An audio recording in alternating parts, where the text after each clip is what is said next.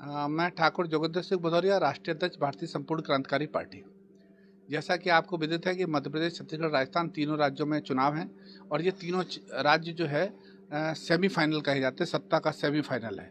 और तीनों राज्यों में पिछली बार भी मैंने घोषणा की थी कि तीनों राज्यों में मध्य प्रदेश, छत्तीसगढ़ और राजस्थान में बीजेपी हारेगी और बीजेपी हारी। देशकाल परिस्थितियाँ हैं कि उन्होंने फिर मध्य प्रदेश में सरकार बना ली, उससे मेरा कोई ताल्लुकात नहीं। मेरा मतलब था कि जनता की आवाज़ उठे। जनता की आवाज़ उठाने के लिए भारतीय संपूर्ण क्रांतिकारी पार्टी मध्य प्रदेश की अधिकांश सभी सीटों पर चुनाव लड़ने जा रही है।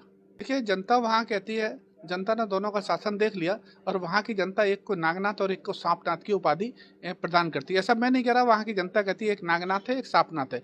एक ने 15 साल जो है जनता का खून पिया और एक सरकार जो है भ्रष्टाचार सरकार के नाम से पूरे विश्व में विख्यात हुई, मध्य प्रदेश की सरकार, जिसको शिवराज की सरकार कहते हैं। डंपर घोटाला से शुरू हुआ और पटवारी घोटाले पर उनका वहाँ की सरकार चुनाव करा रही है।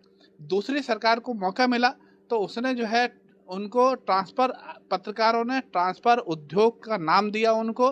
इस प्रकार से दोनों प्रकार की सत्ताओं को वहाँ देख चुकी है वहाँ की जनता और तीसरे विकल्प की तलाश कर रही है। तीसरा विकल्प उसको मिला नहीं। तीसरा विकल्प के रूप में हमें 10,000 लोगों के पत्र, ऐसे प्रबुद्ध जागरूकों के जो अपना अपना समाज सेविक संगठन चला रहे हैं, ऐसे लोगों के हमारे पास पत्र आए। इसलिए भारतीय संपूर्ण क्रांतिकारी पार्टी मध्य प्रदेश में बहुत ताकत के साथ चुनाव लड़ने जा रही है। देखिए, अभी तक आप देख रहे होंगे कि जो सर्वे आ रहा था उसमें कह रहे थे कि बीजेपी को ये मिलेगी और इसको ये मिलेगी और बसपा 0 और कुछ नहीं। लेकिन अब ये कह रहे हैं कि अन्य विकल्प, अन्य को 7 सीटें। तो वो अन्य कौन है? वो अन्य में भारतीय संपूर्ण क्रांतिकारी पार्टी है।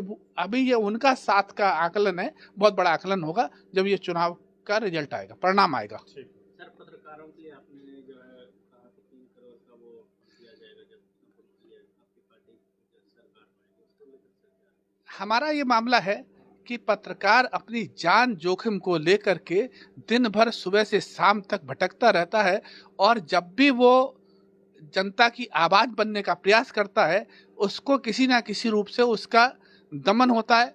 उसके साथ जो दुर्घटनाएं होती हैं वो पूर्व नियोजित दुर्घटनाएं होती हैं। दुर्घटनाएं नहीं होती, दुर्घटनाएं पूर्व नियोजित ढंग से दुर्घटना होती है। इस तरह से पत्रकारिता के टाइम पर किसी भी पत्रकार के साथ दुर्घटना होगी तो हम उन लोगों को उनके ठिकाने तक पहुंचाएंगे और साथ ही उसके परिवार को विक्षिप्त नहीं होने देंगे। 3 करोड़ का मुआवजा हमारी भागीदारी होने पर, जिस सरकार के साथ भागीदारी होगी, हम 3 करोड़ का मुआवजा देंगे।